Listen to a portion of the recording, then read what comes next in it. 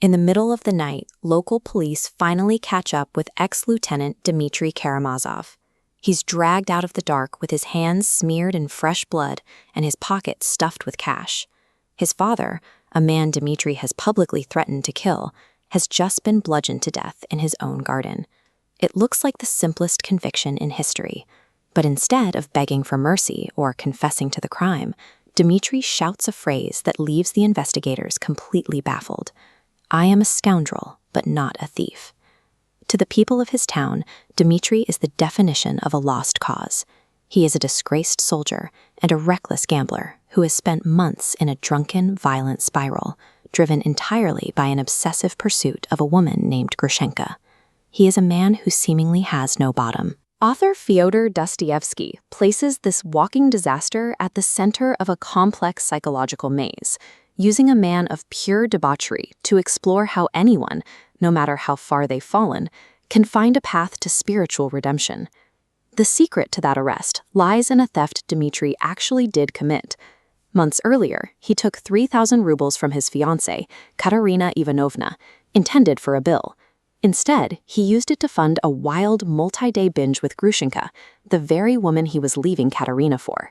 He spends exactly half the money on the party, but then he does something bizarre. He stops, sews the remaining 1,500 rubles into a small, rough fabric pouch, and hangs it around his neck. He wears that pouch for over a month while he is completely broke.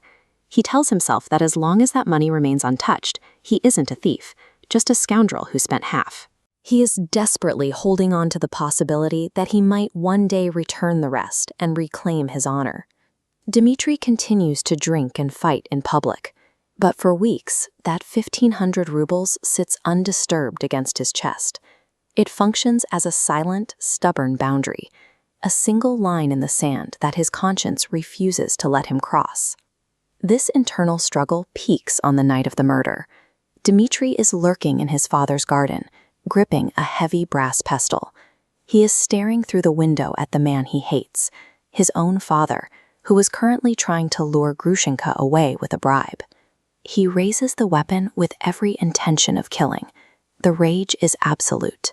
But at the final second, he is stopped by a sudden, inexplicable feeling of restraint. He drops the pestle and flees, leaving his father alive, yet he feels just as guilty as if he had swung the blow. This internal collision is what Dostoevsky calls the wide Karamazov soul. Dmitri claims that humans are too broad, capable of holding the depraved ideal of Sodom and the pure ideal of the Madonna simultaneously. This battle between God and the devil doesn't take place in an abstract afterlife. Those forces clash together every day on the messy, violent battlefield of the human heart. Dmitri is legally innocent of the murder, but he is guilty of the murderous thought. In Dostoevsky's world, that internal intent is where the real moral weight lies. While sitting in police custody, Dmitri is exhausted and broken. He's facing a trial for a murder he didn't commit, but he is haunted by the fact that he wanted to do it.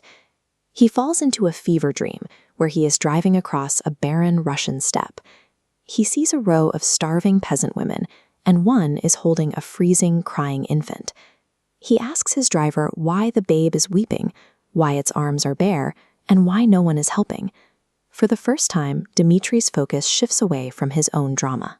He feels a sudden, crushing realization that the suffering of this child and the suffering of everyone in the world is something he is personally responsible for.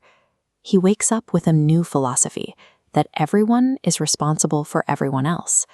He decides that his own violent impulses towards his father are part of the same darkness that makes children cry in the snow.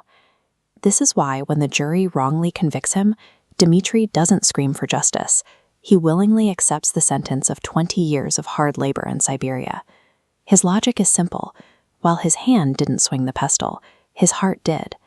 By accepting a punishment he doesn't deserve for the murder, he believes he is paying a debt to the babe, taking on a portion of the world's shared suffering to atone for his own inner darkness. Dmitri's path stands in contrast to his intellectual brother, Ivan, who tries to solve the world's problems through logic and ends up in despair. Dmitri finds peace because he chooses to live in the agonizing, honest reality of his own guilt. Dmitri proves that redemption begins with the courage to face your own shadows. As the quote on Dostoevsky's title page suggests, the grain of wheat must fall into the ground and die to its old self before it can bring forth new life.